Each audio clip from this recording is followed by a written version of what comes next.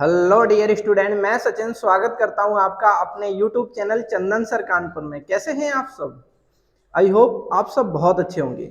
जैसा कि आप सब जानते हो, मैथ में बहुत ही अच्छा और एक जबरदस्त चैप्टर चल रहा है। The name of the chapter is percentage. आज परसेंटेज की तीसरी क्लास है। इससे पहले ऑलरेडी 2 क्लास हो चुकी हैं। अगर वो दोनों क्लास आपने नहीं देखी तो जरूर देखिए, वहां से बेसिक बहुत सारी चीजें आपको सीखने को मिलेंगी। ओके, आज की जो अपनी क्लास है इंक्रीजमेंट और डिक्रीजमेंट के बारे में हम सीखेंगे, और भी तमाम सारी चीजें हम सीखेंगे आज की क्लास में। आज की क्लास भी बड़ी अहम है, और पहली दोनों क्लासों को अगर आपने नहीं देखा है तो जरूर देख लेना। वहां से आपको बहुत कुछ सीखने को मिलेगा, जिससे कि आपकी बेसिक सारी चीजें क्लियर हो पाए। ठीक है, चलिए बिना टाइम वेस्ट किए हम शुरू करते हैं आज की अपनी क्लास को। देखिए, परसेंटेज में हमने आपको फ्रैक्शन वैल्यू बताई है बहुत सारी।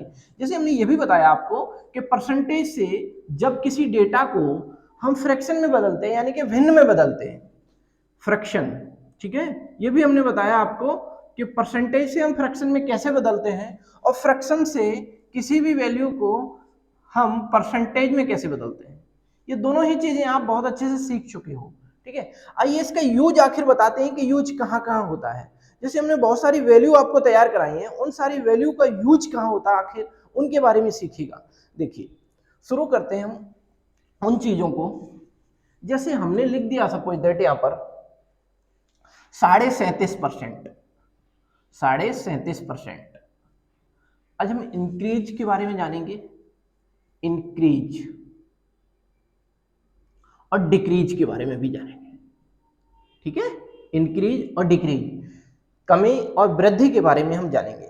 देखिए, अगर हमने यहां लिख दिया 37.5%, तो 37.5% को वृद्धि के रूप में आप कैसे लिख सकते हो, और वो भी फ्रैक्शन में। आइए समझते हैं। देखो, 37.5% आपने समझा है कि आपने 12.5% के परिवार को आपने ये बताया था कि 12.5% परिवार के कई एक सदस्य हैं। जरा देखिएगा कैसे। यहाँ पे 1/2 है, तो 1/2 तो उसमें भी आता है, बिल्कुल आता है साहब। जरा देखिए कैसे। अब आप बहुत अच्छे से जानते हो 12.5% का जो मान होता है, तो वो कितना होता है? 12.5% का मान होता है 1/8 फ्रैक्शन में। ओके, अब जरा यहां देखिए 37.5% है, तो ये 12.5% का जब मान 1/8 है, तो इससे ये कितने गुना है? यानी कि 12.5% से 37.5% कितने गुना है भाई? ये 3 गुना लग रहा है। 12 दूनी 24, 12 तिये 36। ठीक है, कितने गुना है? 3 गुना। इसका मतलब इसका मान जो फ्रैक्शन में होगा वो कितना होगा? 3/8। ये आपको डायरेक्ट याद होना चाहिए, जो कि हमने ये वैल्यू आपको बहुत अच्छे से क्लियर कराए हैं।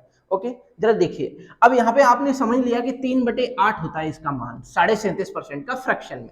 तो देखिए, इसको इंक्रीज करके कैसे लिखेंगे? इंक्रीज करके हम ऐसे लिखेंगे, जो ये डिनोमिनेटर होता है, यहाँ पर जो अंश होता है, इसे हम बेस कहते हैं। क्या कहते हैं? बेस। ये बेस वैल्यू होती है। ठीक है, इसे हम आधार मानते हैं। डिनोमिनेटर को क्या मानोगे? आधार। और ये सारी चीजें आधार पर ही डिपेंड करेंगी। जरा देखिए कैसे। यहां पर आपने देखा, यहां पर 8 है, और जब इंक्रीमेंट होगा तो बेसिक यानी कि बेस देखोगे तो 8 था, और ये 3 का इंक्रीमेंट हो गया, तो अब कितना हो गया होगा? 8 में 3 जुड़ जाएगा तो कितना बन जाएगा? 11। ओके, अगर यहाँ पे हम कमी की बात करते हैं कि 37.5% कमी को कैसे दिखाओगे, कमी के रेशियो को आप कैसे दिखाओगे, तो जरा देखिए 37.5% कमी के रेशियो को आप देखिए। 37.5% के कमी के रेशियो को आप ऐसे दिखाओगे। 37.5% का मान तो आप फ्रैक्शन में जानते ही हो 3/8 होता है। तो देखो, बेस कितना है? 8। बेस में ही ऐड होता है और बेस में ही घटता है। ओके, यानी कि जो अंश होता है, जो न्यूमरेटर होता है आपका, वही आपके वृद्धि या कमी का प्रतीक होता है। तो जरा यहां देखिएगा, अगर कमी हो रही होगी तो इस 3 की कमी हो रही है। किस पर हो रही है? 8 पर हो रही है। यानी कि 8 में जब 3 की कमी हो गई तो इसका मतलब अब मान कितना बचा होगा? 5। ठीक है, तो यानी कि वृद्धि और कमी को आप इस तरीके से रेशियो में दिखा सकते हो। ठीक है, चलिए, ये बहुत सारी बेसिक चीजें हो गई। अब और आगे की तरफ बढ़िए और सीखिएगा। जरा देखिए, आखिर परसेंटेज फ्रैक्शन वैल्यू से कितना बड़ा फायदा होता है आपका, ये भी समझिएगा। देखो, अगर हम आपको एक क्वेश्चन दे रहे हैं, जैसे सपोज दैट हमने ये कह दिया कि आपको 137.5% का मान बताना है, 137.5% का मान बताना है कि इसका मान क्या होगा, तो आप पता है कैसे निकालोगे? इसमें आप टुकड़े कर दीजिए। कैसे? जरा देखो, यहाँ 100 तो इसमें है ही है, बिल्कुल है साहब। ये 100 से कितना अधिक है? 37.5% अधिक है, तो 37.5। ओके। अब 100 का मान आप बहुत अच्छे से जानते हो, 100 का मान कितना होता है, 1 होता है, 1 होता है। ओके, 37.5% का मान कितना होता है, 3/8 होता है साहब। ठीक है, तो इसे हम रेशियो में बना पाएंगे, बिल्कुल बना पाओगे, इसमें कोई दिक्कत वाली बात नहीं है। जरा देखो इन दोनों को जैसे ही आप जोड़ोगे तो 8 एकम 8, 8 और 3 कितना हो गया, 11 बटे कितना बना, 8। ठीक है, अब जरा यहां से आप बहुत अच्छे से समझने की कोशिश करिएगा कि ये जो मान आ गया वो 11 आ गया। 11 कैसे आ गया, आपने ये भी जान लिया कि 11 कैसे आया। 11 इस तरीके से आया क्योंकि उसमें 37.5% का मान आपने ऐड कर दिया, और 37.5% कितना आया था, 3, किसका, 8 का। ओके, समझ पा रहे हो, तो यानी कि 137.5% का फ्रैक्शन में मान कितना निकल के आया, 11/8। यही आपका आंसर बनेगा इस क्वेश्चन का। ओके, चलिए और आगे की तरफ बढ़िए, और भी कुछ बेसिक चीजें सीखते हुए फिर आगे की तरफ बढ़ेंगे हम लोग। देखो अगर आपके सामने कुछ इस तरीके से आ जाए 433.33%, तो आप कैसे लिखोगे इसको फ्रैक्शन में। आपके सामने आ गया 433.33%, इसे आप फ्रैक्शन में कैसे लिखोगे, ये हमें बताओ जल्दी से कमेंट करके। ठीक है, कि आप इसको फ्रैक्शन में कैसे लिखोगे, जरा समझिएगा इसको। देखो यहां आप देख पा रहे हो कि 400 तो यहाँ पूरी वैल्यू है, बिल्कुल है साहब, तो इसको तोड़ दो। देखो 400 तो एक पूरी वैल्यू आएगी, बिल्कुल आएगी। अब जरा यहां देखो बचा कितना, 33.33। ओके, अब जरा देखो 400 यानी कि मान यहां से कितना निकल के आएगा, जब 100 का मान 1 होता है, 400 का मान कितना होगा, 4 होगा। ठीक है, चलिए आगे की तरफ बढ़िएगा, 400 का मान कितना हो जाएगा, 4 हो जाएगा। ठीक है, तो 400 का मान तो 4 हो गया क्योंकि 100 का मान 1 होता है। आगे बढ़ो, आगे की तरफ जैसे ही आप बढ़े तो 33.33% आपको मिला। 33.33% को आप बहुत अच्छे से पहचानते हो, इसका मान कितना होता है, 1/3। ओके, जरा देखिएगा कितना मान होता है, 1/3। अब इन दोनों को जैसे ही आप आपस में जोड़ोगे तो कितना हो जाएगा, 4 3 12, 12 और 1 13, 13 बटे कितना हो जाएगा, 3। यही आपके क्वेश्चन का आंसर बन जाएगा, किसमें, फ्रैक्शन में। ओके, तो आप समझ पा रहे होंगे कि किस तरीके से आंसर क्वेश्चन के आने लग रहे हैं। ठीक है, चलिए और अगली चीजों की तरफ चलते हैं हम लोग और सीखते हैं कुछ और अगली चीजें। देखो एक क्वेश्चन है आपके लिए, क्वेश्चनों की शुरुआत कराते हैं आपको। एक क्वेश्चन है, जैसे हमने लिख दिया 999 का 111.11% क्या होगा। 999 का 111.11% क्या होगा। ओके, जरा इस क्वेश्चन को आप देखते ही करने लग रहे होंगे, जरा देखो कैसे करोगे। पहले तो आपको इसका क्या डायरेक्ट 111.11% निकाल पाओगे, नहीं निकाल पाओगे ऐसे, तो क्या करना पड़ेगा, इस जो परसेंटेज जो यहाँ लिखा हुआ है, इस परसेंटेज को तोड़ दीजिए। जरा कैसे, ऐसे देखो 100 ये कितना अधिक है, 11.11। अब आपको ये मान बहुत अच्छे से पता है कि 11.11 को आप क्या लिखते थे, 11.11 को आप क्या लिखते थे, 1/9। ओके, जरा समझो, परसेंटेज में 100 का मान होता है, ये 100% है, और ये कितना परसेंट है, 11.11% है। अगर इसे फ्रैक्शन में देखेंगे तो इसका मान कितना होगा, 1। ठीक है, आगे बढ़ जाओ, यहां देखो इसे फ्रैक्शन में देखोगे तो मान कितना होगा, 1/9। ओके, अब जरा आप समझिएगा, 100 का मतलब होता है, जैसे हमने यहां लिख दिया 400। ठीक है, और हम कहें इस 400 में कोई एक प्रोडक्ट खरीद के हम ला रहे हैं, इसका 100% बताओ, तो इसका 100% 400 ही तो होगा, बिल्कुल होगा साहब। जैसे सपोज दैट ये मार्कर है, ये मार्कर हम मार्केट से 50 रुपए का खरीद के लाए, जैसे तो इसका 100% मूल्य क्या है, 50 रुपए है। अगर इसको हम 50 से 60 रुपए में कहीं बेच देते हैं तो इसका मतलब वो 10 रुपए का हमने प्रॉफिट कमाया। 10 रुपए का प्रॉफिट किस पर कमाया, 50 रुपए पर कमाया, तो 100 पर कितना कमाएंगे, ठीक है, तो 20% आप कमा लोगे। तो इस तरीके से आप क्या करोगे, आप जो भी प्रोडक्ट आपका है वो अपने आप में क्या होता है, 100% होता है। ओके, चलिए देखिएगा, अब जैसे यह 999 का 111.11% निकालना है आपको, तो देखो 100% तो कितना होगा, 999 ही होगा, बिल्कुल होगा साहब। और 1/9 यानी कि 11.11 कितना है, 1/9, तो आपको 1/9 किसका निकालना पड़ेगा, 999 का। जब आप 999 का 1/9 निकालोगे तो कितना आ जाएगा, 111 आ जाएगा। बस इसी को आप ऐड कर दो, यही आपके क्वेश्चन का आंसर बन जाएगा। जरा देखो 9 और 1 10, 10 और 1 11, 10 और 1 11, तो आपके क्वेश्चन का आंसर क्या बन गया, 1110।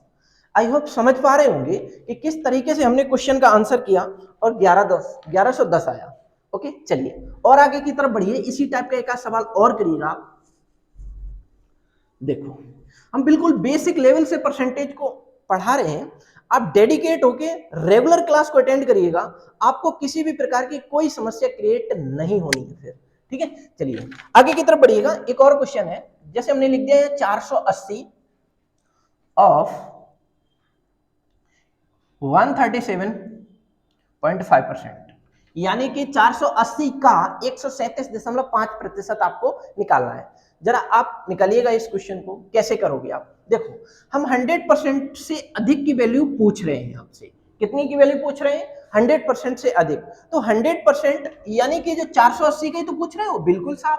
तो 480 का 100% तो 480 ही आएगा, बिल्कुल। अब आपके पास कितना बचा जरा देखो, 100 इसमें से निकल गया, अब बचा कितना? 37.5%, यानी कि 37.5%। और 37.5% का आप फ्रैक्शन में मान जानते हो कितना होता है? 3/8। अब जरा देखो 480 का 3/8 आपको निकालना है। कितना निकालना है? 480 का 3/8। यहां से आप कैलकुलेट कर लो, 8 छक्के 48 और 6 तिया 18, 180 आ गया। बस 180 और ऐड कर दो इसमें, तो 0 8 8 16, 5 और 1 6, 660 आपके क्वेश्चन का राइट आंसर बन जाएगा। समझ पा रहे हो कि किस तरीके से क्वेश्चनों के आंसर आने लग रहे होंगे? ठीक है, चलिए और आगे की तरफ बढ़िएगा और सीखिए। जरा देखो अगला क्वेश्चन, आप सब लोग सेशन को ज्यादा से ज्यादा शेयर करते रहेंगे ताकि ये कंटेंट हर बच्चे तक पहुंच पाए। ओके, चलिए अगला क्वेश्चन देखेंगे आप सब। 315 का, जैसे हम क्वेश्चन दे रहे हैं आपको, 315 का यानी कि ऑफ, इंग्लिश में ऑफ 134.27% क्या होगा? ओके, जरा करिएगा इस क्वेश्चन को। इस क्वेश्चन को आप करने की कोशिश करिएगा, ये बहुत ही अच्छा क्वेश्चन है और आसान भी है, आप कर सकते हो। ठीक है, आपको क्या करना पड़ेगा? 134 सही 2/7 का मान तो आपको पता है नहीं डायरेक्ट, फिर क्या करोगे? आप इसको स्प्लिट कर दोगे, तोड़ दोगे। ठीक है, जरा देखिएगा कैसे, समझो इसको। देखो हमने इसको क्या किया, हमने इसे 2 भागों में या 3 भागों में तोड़ दिया। जैसे 100 का मान हम बहुत अच्छे से जानते हैं, 100 अपने आप में 100%, यानी कि 100% ही तो है ये 315 अपने आप में, बिल्कुल है साहब। जरा आगे बढ़ो, फिर हमने तोड़ा 20% में, अब कितना बचा है यहाँ पर? अब यहाँ पर आपका बचा है 14 सही 2/7%। अब जरा देखना, सबके मान आपको पता है, 100% का मान कितना होता है? 1 होता है।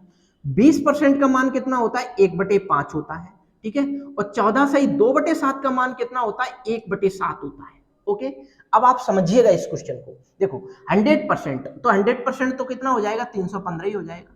ठीक है, अब इसका क्या और निकालना है आपको? 1/5 और निकालना है। किसका? 315 का। तो 315 का आप 1/5 जब निकालोगे तो कितना आ जाएगा? जरा निकाल के बताना। देखो 5 छक्के 30, 5 तिया 15, 63 आ गया, तो हम यहाँ लिख दिया 63। ठीक है, अब इसी 315 के आपको क्या और निकालना है? 1/7 निकालना है। देखो 7 7 दूनी 14, 7 ती 21, 7 चौके 28। देखो 7 चौके 28 और 7 पंजे 35, 45 आ गया। बस इसी को आप ऐड कर दो, यही आपके क्वेश्चन का राइट आंसर बन जाएगा। जरा देखो 10 और 3 13, 10 11 और 1 12, 3 और 1 4, तो 423 आपके क्वेश्चन का राइट आंसर होगा। अगर आपसे ये पूछा जाए कि 315 का 134 सही 2/7% क्या होगा, तो आप बता सकते हो बहुत अच्छे तरीके से कि 423 होगा। ओके, चलिए और आगे की तरफ बढ़ो। ऐसे छोटे छोटे और क्वेश्चन सीखो जिससे आप बहुत अच्छे अच्छे लेवल के सवाल भी बहुत ही कम समय में अटेम्प्ट कर पाओ। ठीक है, चलिए और आगे की तरफ बढ़िएगा आप लोग। अगले क्वेश्चन की तरफ गौर फरमाइएगा। देखो हम अगले क्वेश्चन आपको दे रहे हैं। अगला क्वेश्चन ये है 560 ऑफ 126.25% क्या होगा? ठीक है, यानी कि 560 का 126.25% क्या होगा? आप जल्दी बताइए इस क्वेश्चन का आंसर क्या होगा? ठीक है, आप जल्दी से बताइए कि इस क्वेश्चन का आखिर आंसर क्या होगा। सोच समझ के आंसर करना, ऐसे क्वेश्चनों में गलती होने के चांस बहुत ज्यादा रहते हैं। ठीक है, अगर आपको ऐसे डायरेक्ट दे दिया जाए ना 560 का 126.25%, जो बुकों में सॉल्यूशन होता है, परसेंटेज को हटाओ बटे 100 करो, और इस तरीके से अगर करने लग जाओगे तो शायद बहुत टाइम लगेगा आपको इस क्वेश्चन को करने में, लेकिन आप अपने मेथड से बहुत ही कम समय में कर पाओगे। जरा देखिएगा, समझिएगा। देखो आपसे हमने ये बताया था कि देखो इसे हम तोड़ लेंगे, कितने भागों में हम तोड़ रहे हैं, इसे हम 3 भागों में तोड़ रहे हैं, जरा कैसे, 100 में, 20 में और 6.25 में, ये 20 है, ठीक है। देखो हमने 3 भागों में से तोड़ दिया, 100% और 20% और 6.25%। 100% का तो मान आप बहुत अच्छे से जानते हो, 100% का काम पहले निपटा लो, 560। अब 20% का मान निपटाइएगा। 20% को आप क्या लिख सकते हो, 1/5। तो यानी कि 560 का 1/5 कितना होगा, जरा देखो, 5 एकम 5, 5 एकम 5, 5 दूनी 10, 112 होगा, ठीक है। अब इसका भी काम हो गया तमाम, इसका भी हो गया। अब कौन बचा, 6.25, इसका मान कितना होता है, 1/16 होता है, ठीक है। आपको हमने सबसे पहली क्लास में ये सारी चीजें डिस्कस की हैं, ओके। ये फ्रैक्शन वाली दूसरी क्लास में भी बहुत अच्छे से एक्सप्लेन किया इन सारी चीजों को, ठीक है। अब जरा देखिएगा, 16 दूनी 32, 16 तिया 48, 16 तिया 48, 16 चौक 64 अधिक हो जाएगा, 16 दूनी 32, 16 तिया 48, बचा कितना यहां से जरा देखिएगा, 8 बचा, 16 पंजे 80, 35 आ गया मान, ठीक है। यानी कि 560 का 1/16 जैसे हमने निकाला यहाँ पे 1/16 ऐसे करके, तो आपके क्वेश्चन का मान क्या आ गया, यहाँ पर 35 आ गया, ठीक है। तो आप 35 को यहाँ पर ऐड कर लो। अब जरा सबको देखो, 5 और 2 7, 6 और 3 कितना हुआ, 9 और 1 10, ठीक है, और 6 और 1 7। तो आपके क्वेश्चन का राइट आंसर क्या बन गया यहाँ पर, 707, ओके। चलो और आगे की तरफ बढ़ो। आप इन चीजों को जब सीख लोगे ना, तो बेसिक कैलकुलेशन इतनी स्ट्रांग हो जाएगी, ताकि कितना बड़ा भी क्वेश्चन क्यों ना हो आपके सामने, आप बहुत ही कम समय में और बड़ी बहुत ही अच्छी एक्यूरेसी के साथ आप उस क्वेश्चन को अटेम्प्ट कर पाओगे, ओके। चलिए और आगे की तरफ बढ़िएगा और सीखिएगा अगले क्वेश्चनों को। आप देखो अगला क्वेश्चन कुछ इस तरीके का है, 2100 ऑफ 104.76% क्या होगा, ठीक है। आपसे ये पूछा गया है 2100 का 104.76% क्या होगा। आप जल्दी कैलकुलेट करिएगा इस क्वेश्चन को। देखो एग्जाम में क्या होता है, हमारे पास टाइम बहुत कम होता है, हमें उसी टाइम में हमें सारे क्वेश्चन भी बनाने होते हैं और अपनी एक्यूरेसी को भी मेंटेन करना पड़ता है, ठीक है। तो इन सारी चीजों को ध्यान में रखते हुए आपको रिवीजन ज्यादा से ज्यादा करना पड़ेगा और चीजों को बहुत अच्छे तरीके से सीखना पड़ेगा, ठीक है। चलिए समझिएगा इस क्वेश्चन को। आप देखो, आप यहां से एक चीज कर सकते हो, क्या कर सकते हैं साहब, इसे 2 भागों में तोड़ दो, एक तो 100% में और दूसरे को 4.76% में। अब जरा एक चीज आप बहुत अच्छे से समझ रहे होंगे कि 4.76% का मान कितना होता है, 4.76% का मान होता है 1/21, जो हमने आपको क्लास में बताया है, ठीक है, अगली क्लास में, यानी कि जो क्लासें हमारी हो चुकी हैं उसमें। चलो देखिएगा, 1/21 होता है 4.76% का मान, ठीक है। अब जरा यहां देखो, 100% का मान मतलब क्या होगा, 2100 का 100% क्या होगा, 2100 ही होगा, ठीक है। और 2100 का 4.76% यानी कि 1/21, जब 1/21 आप निकालोगे तो कितना आ जाएगा, यहाँ पर 21 का भाग करोगे तो 100 आ जाएगा, ओके। तो यहाँ पे डेटा दिखिएगा कितना निकल के आ रहा है, 2200। तो आपके क्वेश्चन का राइट आंसर क्या बनेगा, 2200। समझ पा रहे हो आप क्वेश्चनों को कि किस तरीके से आप अपने क्वेश्चनों के आंसर बहुत अच्छे लेवल से देते चले जा रहे हो, ठीक है। चलिएगा और आगे की तरफ बढ़िएगा। आपने इन चीजों को बहुत अच्छे लेवल से सीखा कि आखिर कैसे हम परसेंटेज को निकाल सकते हैं, ठीक है। अब और अगले पड़ाव की तरफ चल रहे हैं और भी कुछ चीजें सीखते हैं। देखिए ये चीजें आपको बहुत अच्छे से क्लियर हो रही होंगी योग, ठीक है। चलिए आगे की तरफ बढ़िएगा। अब आपको कुछ इस तरीके से क्वेश्चन दिए जाएंगे, जैसे ये 2 पर्सन है, ठीक है, ये ए है और ये बी है, ठीक है। जैसे ये 2 पर्सन है और दोनों पर्सनों में जैसे हमने ये बोल दिया कि ए की आय बी की आय से 10% अधिक है। देखो हमने क्या बोल दिया, ए की आय बी की आय से 10% अधिक है। आप ऐसे समझिए पहले तो, ठीक है। अब हम अगले पड़ाव की तरफ चल रहे हैं, ठीक है। अगला पड़ाव हमारा क्या है, अगला पड़ाव हमारा ये है कि ए की आय इनकम, ठीक है। आय और आयु में अंतर है। आयु का मतलब एज, जो तुम्हारी उम्र होती है, ठीक है। आय का मतलब इनकम, जो आप कमा रहे होते हैं, ठीक है। चलिए ए की आय बी की आय से 10% अधिक है। ये जो सिंबल है वो हमने अधिक वाला बना दिया, ठीक है। ए की आय बी की आय से 10% अधिक है, तो बी की आय ए की आय से ए की आय से कितना प्रतिशत कम है, प्रतिशत कम है। देखो ये डाउनवर्ड एरो है, इससे हम कम से दर्शाते हैं, जरा यहां समझ लीजिए। ये किसका प्रतीक होता है, ये कम का प्रतीक होता है, ठीक है। ये किसका प्रतीक होगा, ये कम का, ठीक है, यानी कि जिसे हम डाउन बोलते हैं, ठीक है। और ये किसका होता है, ये वृद्धि का होता है, आप ऐसे भी कह सकते हो कमी का, ठीक है। ये किसका होता है, वृद्धि का, इंक्रीज जिसे बोल सकते हैं, इसे डिक्रीज भी बोल सकते हो, ठीक है। इसे क्या बोल सकते हो, इंक्रीज, ओके। जरा देखो, अब यहां से आप एक चीज बहुत अच्छे से समझने लग रहे होगे कि ए और बी दो पर्सन है, और जो ए की आय है वो बी की आय से 10% अधिक है। देखो हमने यहां लिखा ए और यहां हमने लिखा बी। देखो ए की आय बी की आय से कितनी अधिक है, 10% अधिक है। ए की आय जो है वो बी की आय से 10% अधिक है। इसका मतलब बी की आय से कंपेयर किससे की जा रही है, बी की आय से। तो जरा देखो, बी की आय को आपने मान लिया 100, ठीक है। ए की आय कितनी अधिक है, 10% अधिक है, किससे, बी की आय से, जिससे कंपेयर की जा रही हो उससे आप तुलना करेंगे, ठीक है। तो जरा देखो, इसकी 10% अधिक है तो ये 110 है। अब आपसे क्या पूछा जा रहा है, हमने माना कि बी की आय कितनी है, 100 है, और ए की आय कितनी मान ली हमने, 110, क्योंकि जो क्वेश्चन कह रहा है। आगे बढ़िए, तो बी की आय ए की आय से, तो देखो जो बी की आय है वो ए की आय से कितना प्रतिशत कम है, तो आपके अकॉर्डिंग बी की आय ए की आय से, आप कंपेयर किससे करा रहे हैं, ए से। ए से बी की आय कितनी कम है, 10 कम है। और देखिए डिनोमिनेटर में बेस वही बनेगा जिससे आप कंपेयर कर रहे हैं, तो आप कंपेयर अब किससे कर रहे हैं, 110 से, ठीक है। तो बटे 110 गुणे 100, तो आप यहां से कैलकुलेट कर सकते हो कि 100 बटे कितना आ गया, 11।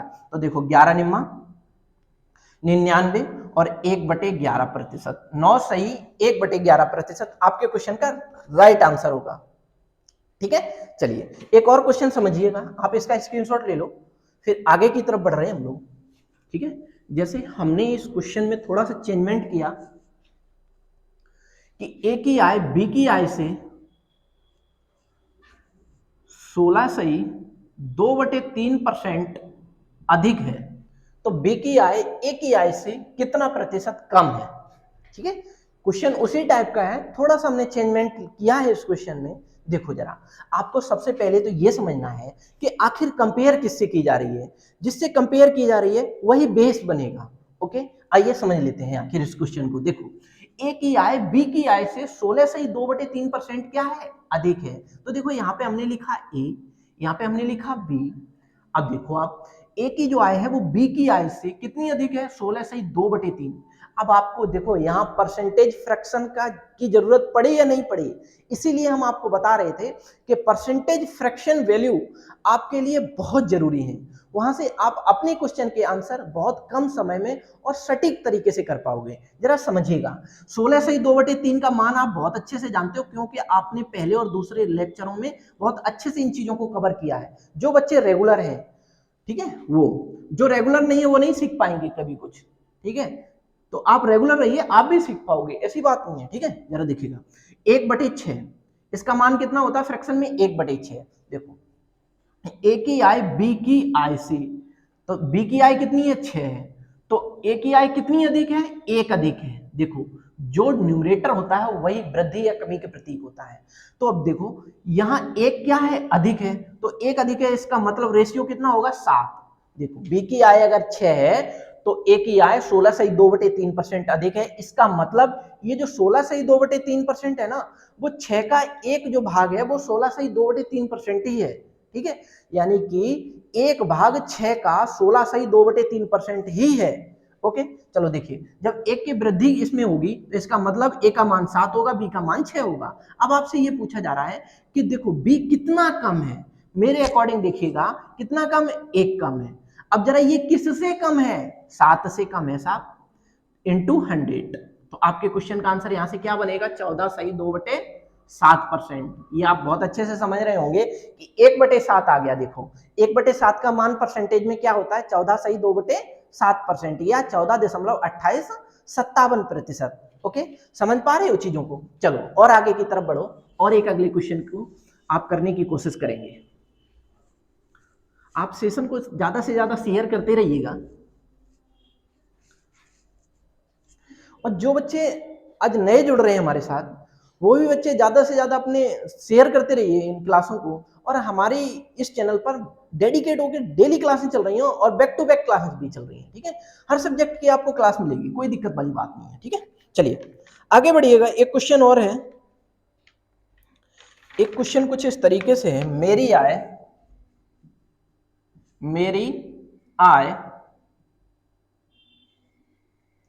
में 12.5%, 12 सही 1/2% की कमी हो गई,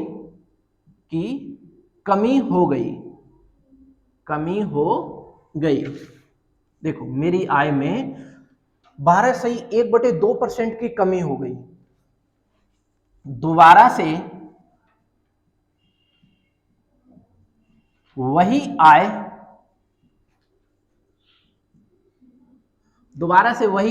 प्राप्त करने के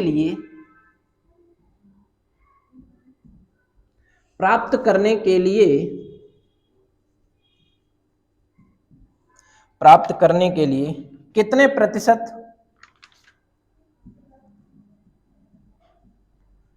वृद्धि करनी होगी।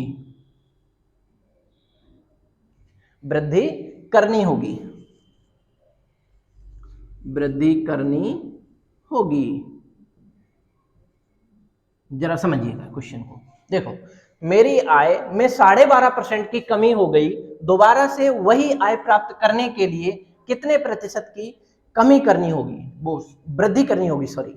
देखो मेरी आय पहले कितनी थी, आप पहले तो 12.5% को लिख लो, सबसे पहला काम।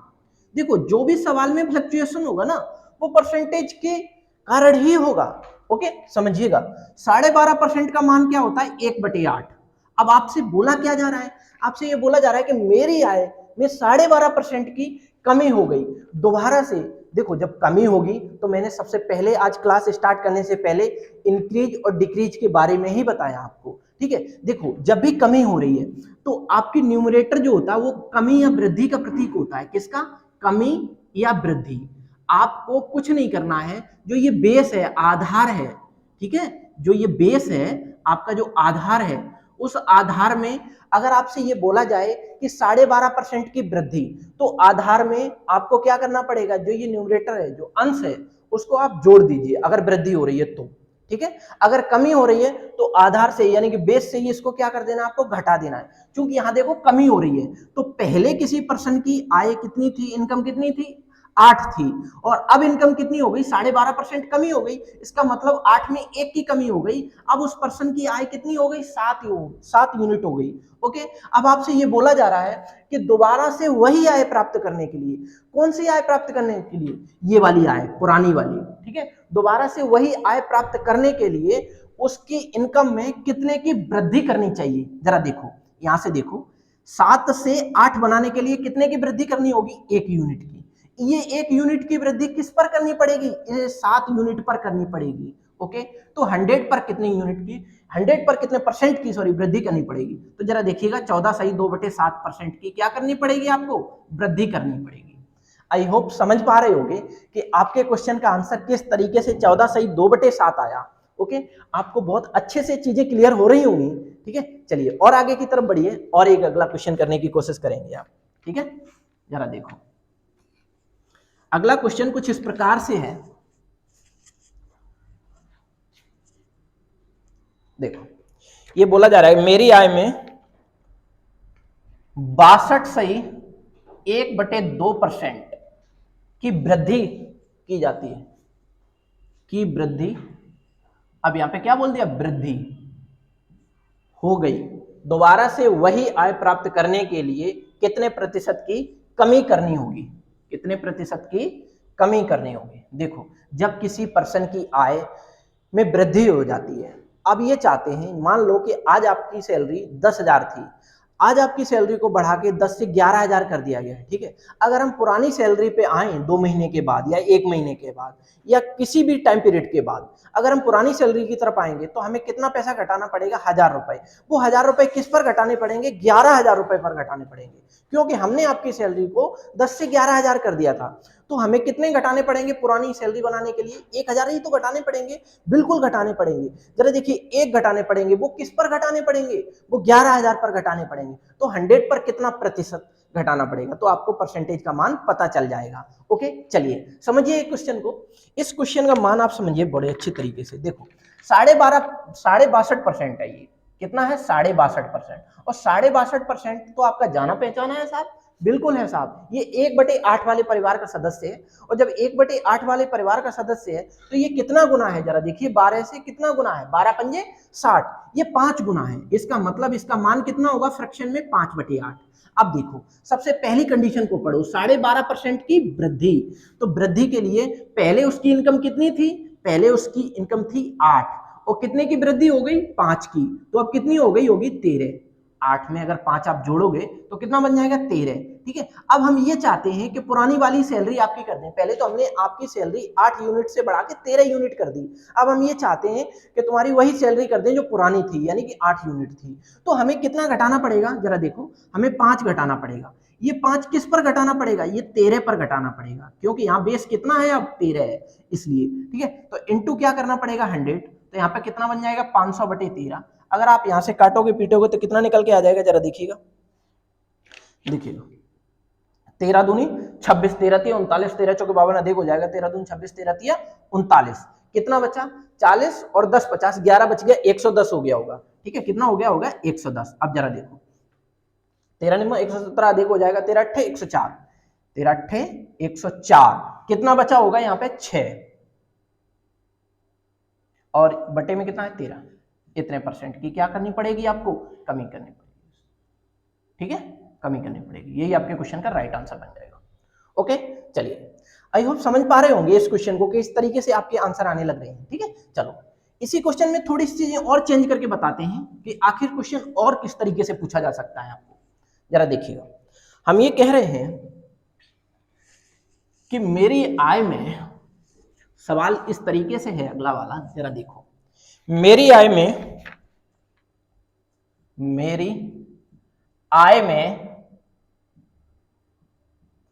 62% सॉरी 62% की वृद्धि हो गई, जिससे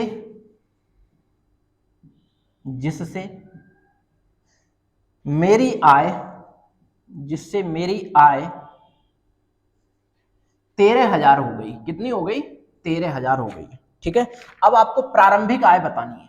ठीक है, इनिशियल इनकम आपको बतानी है। प्रारंभिक आय कितनी होगी? जल्दी से बताइएगा।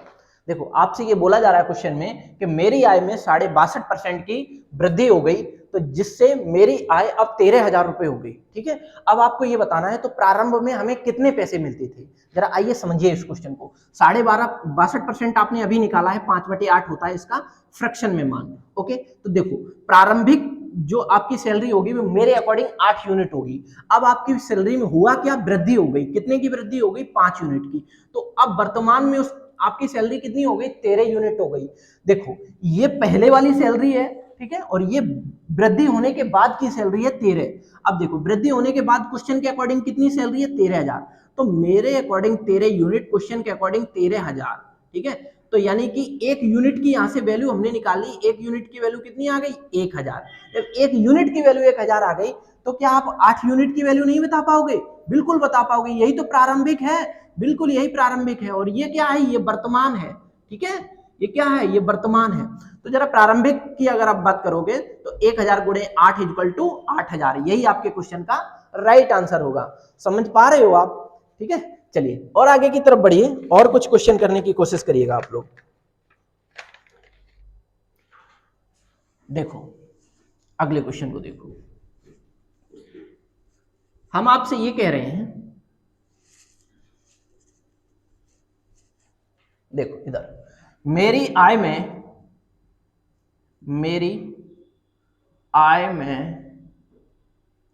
37.5%, एक मिनट, 8 सही 1/3% की वृद्धि हो गई,